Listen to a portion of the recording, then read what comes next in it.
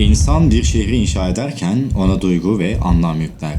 Doğa ise onu yok ederken sadece matematiği kullanır. Antik Likya'nın başkenti Kekova'yı yutan şey tanrıların öfkesi değildi.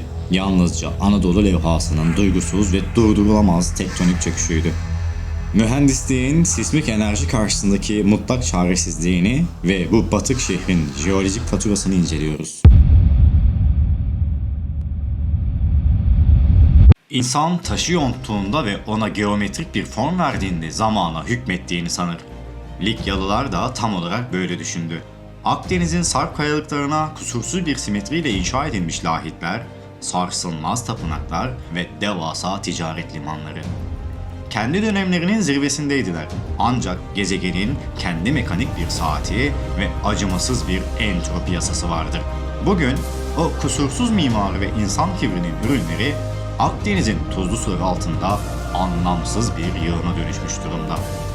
Kekova'ya bakarken romantik bir trajedi değil, termodinamiğin ve tektoniğin mutlak zaferini görüyoruz.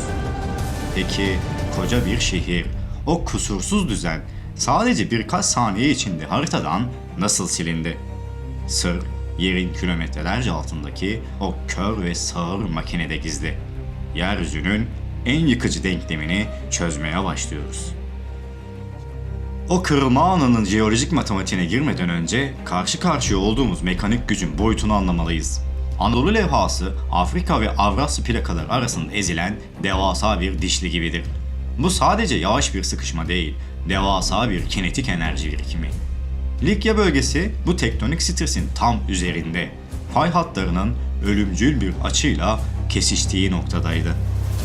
Milattan sonra 2. yüzyılda gerçekleşen o büyük sarsıntı yeryüzünü sadece yatay eksende sallamadı.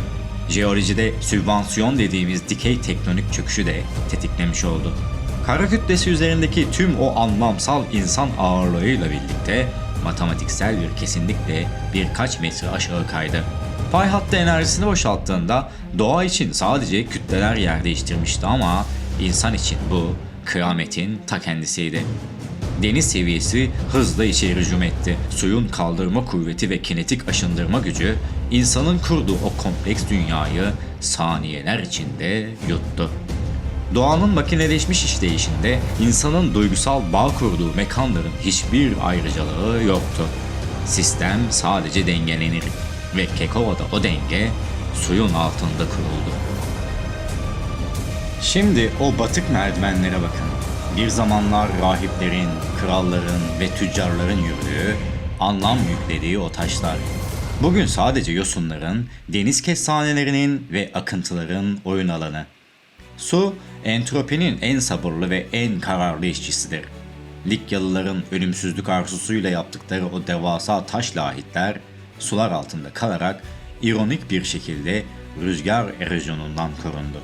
Fiziksel formlarını korudular ama işlevlerini tamamen yitirdiler. İşte insan ile doğa arasındaki o anlamsal uçurum tam buradadır. İnsan inşa eder ve ona bir ruh atfeder. Makineleşmiş doğa ise o inşayı alır, dönüştürür ve o ruhu sıfırlar. Kekova, insanın coğrafya karşısındaki sınırlarını ve zamanın acımasız akışını bize kanıtlayan statik bir veri setidir. Bizim korkularımız, umutlarımız veya hırslarımız, doğanın tektonik denklemlerinde hiçbir değişken ifade etmez. Yeryüzünün bu mekanik çöküşü sadece Likya ile sınırlı değil. Dünyanın farklı köşelerinde gezegenin kendi çocuklarını, yani bizim inşa ettiğimiz medeniyetleri nasıl yuttuğunu incelemeye devam edeceğiz. Doğa her zaman kazanır. Biz ise sadece zaman kazanmaya çalışırız. Geokodeks'te bir sonraki jeolojik yüzleşmeye kadar rasyonel kalın, yerin üstünde kalın ve hoşça kalın.